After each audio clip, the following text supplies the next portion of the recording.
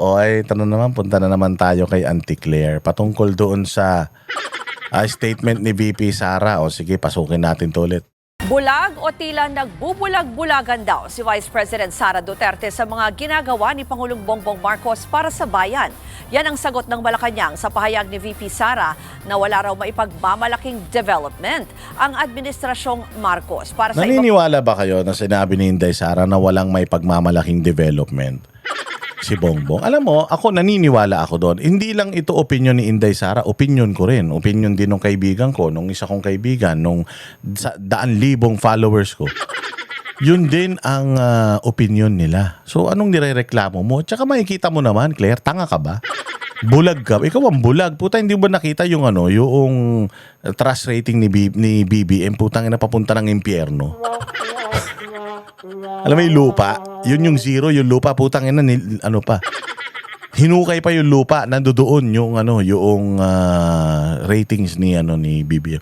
Si Inday Sara at positive 23, sabi ko nga, positive 70 talaga yan.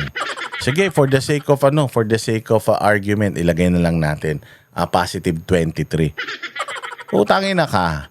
Oh, yung taong sinisiraan nyo, mataas pa rin ang trust rating kaysa diyan sa sinasabi mong presidente na maraming ginawa sa Pilipinas. Lokal-loka yata talaga ito eh. Ako naniniwala talaga kung sinabi ni Inday. Ewan ko to. Kasi kung talagang marami nagawa si BBM, development, ang dami sana kino-content ng mga vlogger niya, mga binabayaran nila. Wala eh. Wala. Sinasabi nyo na maganda ekonomiya. Wala nang mga addict. Peace and order, blah blah blah. Sinabi lang ni John Vic Rimulya na nalinis siya ng sindikato sa pulis. Pero putang ina, may mga nababalita pa rin. Wala pa rin mga trabaho Pilipino. Mahal pa rin ang bilihin. Hirap na yung piso, bumabagsak pa lalo. Binenta nyo pa yung ginto. Tangina, bulag. Ikaw ang bulag. Hindi ka lang bulag, tanga ka pa. pagdetalye, live mula sa Malacanang, may Express report si Julie Baisa. Julie, ano ba itong mga bagong pahayag ni Jose Castro?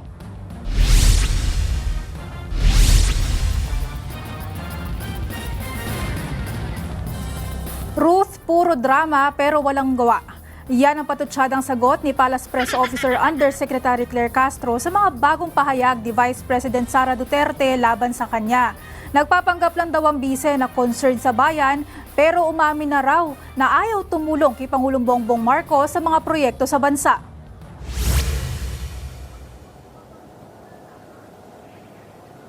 Sa press briefing kanina, binakbakan ni Jose Castro ang pagtawag sa kanya ni Inday Sara na nagdadala siya ng kahihiyan. Anya, mas nakakahiya raw ang isang vice-presidente na nagbanta laban sa Pangulo.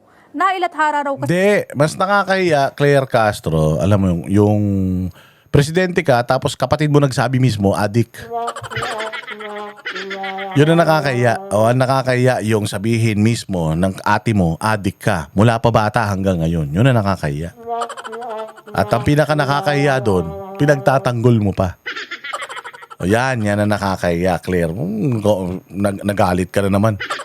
Yan sa mga balita ng international news outlets. Maging ang paggamit daw ng abogado para pagtakpan ang paglustay sa 15 million confidential fund. Payo ni Castro, mag-isip-isip na raw ang publiko kung katulad lang din daw ni VP Sara ang mamumuno sa bansa. Oo naman, gusto namin yun. Sabi ko, kanina nga lang kinukwento ko sa inyo kung gaano kaganda ang Davao. Gusto namin maging katulad ng Davao ang buong Pilipinas. So yes. Oh, if you're gonna ask us, plus 23 ang trust rating ni Inday. Ibig sabihin, if bukas ang eleksyon, kalaban kay Bongbong, putangin na si Bongbong, walang boboto sa kanya. Baka yung mga anak lang niya. Wala. Si Inday Sara ang mananalo kung may eleksyon bukas. So tatanungin mo kami, gusto namin maging presidente katulad ni Inday? Oo. Gusto talaga namin at gigil na nga kami. Kaya nga namin pinapatanggal na si Bongbong. Kaya gusto namin mag-resign na yan eh. Kaya nga nung nakaraan, merong nakaumbok dito sa tiyan yan, gusto ng tao, mamatay na yan eh. O hindi ba? Kaya nga nung lumabas na naman siya nung nakaraan, putang ina, mukha na siyang kaluluwa.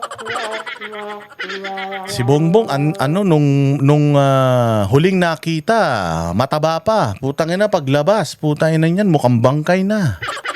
Kaya nga nagbubunyi yung tao, tsaka kaya ang gusto malaman ng tao kung mabubuhay pa ba na matagal yan. Excited yung mga tao na mawala na yan eh. Para pumalit na to si Inday Sara. Gusto nga ng mga Pilipino. Pucha, bukas na yung eleksyon eh. Sa sobrang gusto ng mga tao si Inday. Yun ka ba, Claire? Kung meron ditong bulag, ikaw. Pero more than that, tanga ka. Samantala, Ruth, sa paniniwala naman ng Vice Presidente na may impeachable offense si PBBM, unahin muna raw nito ang kaso niya bago tingnan ang kaso ng iba. Isa pa sa sinasabi ni VP Sara na impeachable offense, ang pagtanggi umano ng Pangulo sa tuwing may nagsasabi na gumagamit siya ng illegal na droga. Buwelta ng palasyo dyan, unahin muna niya ang sarili niya at mas magandang itanong daw yan sa kanyang ama. Hindi rin pinalampas ni Castro ang bahagi ng pahayag ni Tatay na naman. Hindi naman yung tatay niya presidente. Si Bongbong presidente ngayon. Si Bongbong inaakusahan nagdodroga mismo ng kapatid niya. Bakit kailangang tanongin ni Inday Sara? Kahit sabi mo addict si Pangulong Duterte ngayon, nagsasyabu halimbawa ngayon. Hindi na siya presidente ng Pilipinas, okay lang yun. Buhay niya yun, choice niya yun. Pero yung putang ina yung ngayon presidente ka tapos sinasabi ng kapatid mo nagdodroga ka, yun ang dapat tutukan nyo. Si Pangulong Duterte na naman, nakakulong na nga, si Duterte pa rin nasa isip nyo, tanga. VP Sara na sana magkatuluyan sila ni PBBM. Puro paninira, insinuation at kaimoralidad daw ang mga salitang nanggagaling sa bise. Kapwa raw sila pamilyadong tao ng Pangulo.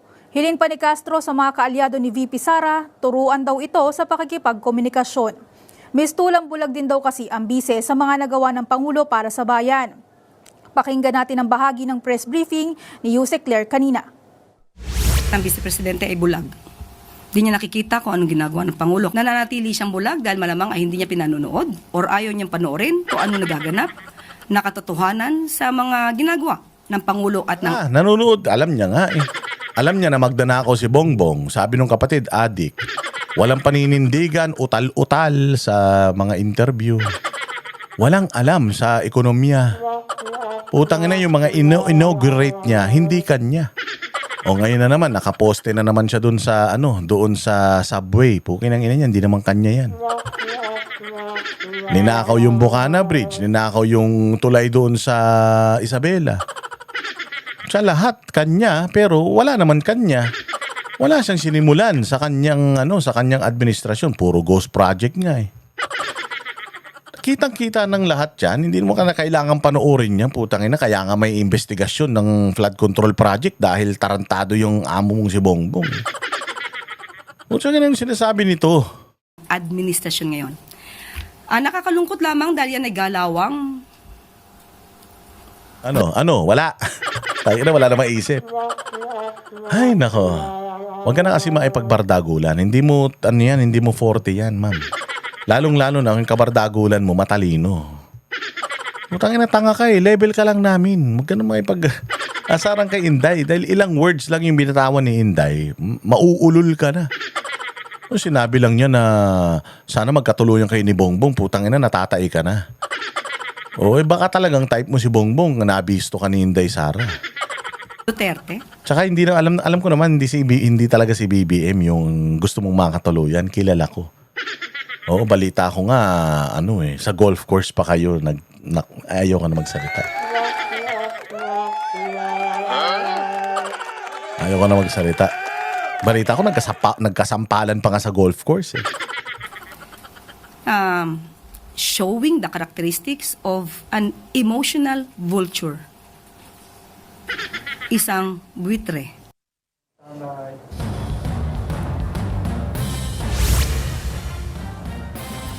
Labo talaga nung emotional vulture na yon. Diyos ko po. Yan ang panatero, walang inuurungan.